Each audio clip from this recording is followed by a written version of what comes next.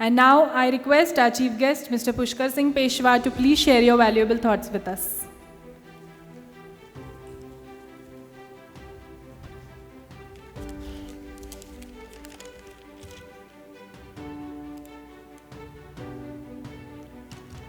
नमस्कार. आज प्रथम महाशिवरात्रीच्या सगळ्यांना खूप शुभेच्छा. मी बहुतेक बोलणारा शेवटचा आहे आत्ताच्या सत्रामध्ये आणि जी चिठ्ठीचा साईज वाढत चालला आहे त्याच्यामुळे बहुतेक मला एक अख्खा पानच येईल बहुतेक माझ्याकडे.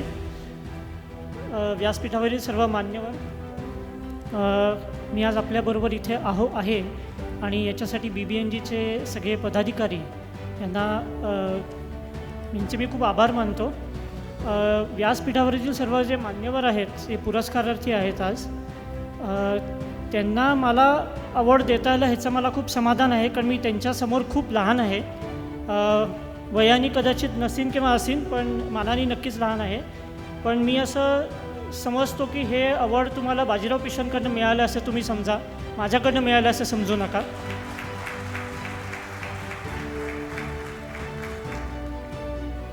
श्रीमंत बाजीरावसाहेब पेशवे यांच्याबद्दल मला प्रचंड अभिमान आहे, आम्हाला सगळ्या कुटुंबियाला अभिमान आहे आणि मी आज त्यांचं नाव लावतो आहे आणि त्यामुळे मी आज इथे उभा आहे. अगदी 2च मिनटात बोलतो की बाजीरावांबद्दल मला नेहमी कौतुक वाटतं की जेव्हा मी हे ग्लोबल नेटवर्क किंवा नेटवर्किंग हा शब्द वापरतो आणि बाजीरावांना रिलेट करायचा प्रयत्न करतो, तेव्हा मला असं वाटतं की हा माणूस कोण होता. तर हा माणूस हा सेवक होता, शाहू महाराजांचा सेवक होता. पेशव्यांनी स्वतःला कधी राजा म्हणून घेतलं नाही किंवा स्वतःचा कधी राज्याभिषेक करून घेतला नाही, परंतु शक्य होतं का त्यांना राजा बनणं? तर सहज शक्य होतं. त्या काळात 40 लढाया जिंकलेला माणूस आहे हा, एकही लढाई न हरलेला माणूस आहे.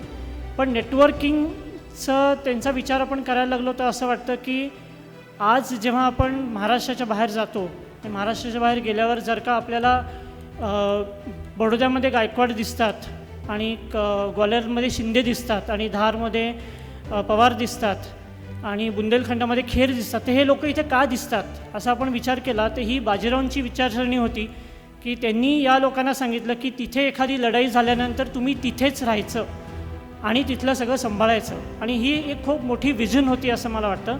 आणि दिस इज नथिंग बट नेटवर्किंग. मला असं वाटतं तोही त्या प्रकारचा नेटवर्क त्या वेळेस होतो.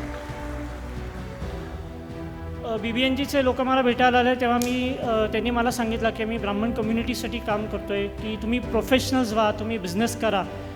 मी त्यांना एक साधा प्रश्न विचारला की सर, मी पेशव्यांच्या घराण्यातला आहे आणि माझ्या आजीनी आम्हाला कायम, माझ्या वडिलांच्या आजीनी कायम सांगितलं की तेव्हा खूप कठीण परिस्थिती होती. ब्रिटिशांनी सगळं लुटलं होतं, पेशव्यांना लुटलं होतं, झाशीच्या राणीला लुटलं होतं, टाटाटोप्यांना लुटलं होतं आणि परिस्थिती अशी होती की काम करणं गरजेचं होतं. आणि माझ्या आजीनी सांगितलं होतं की हे पेशवा नाव बाजूला ठेवा आणि नोकरी करायला लागा.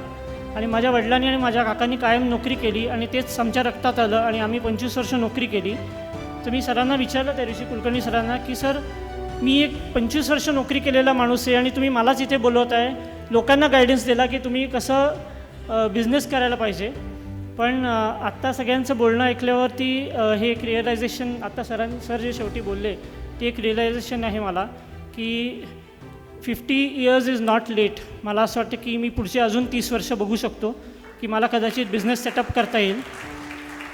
आणि एक इच्छा व्यक्त करतो की पुढच्या वेळेस जेव्हा मी या मंचावर येईल तेव्हा मी कदाचित या ठिकाणी येईन असं स्वप्न मी बघतो, असं मी म्हणू शकतो. धन्यवाद. जय हिंद.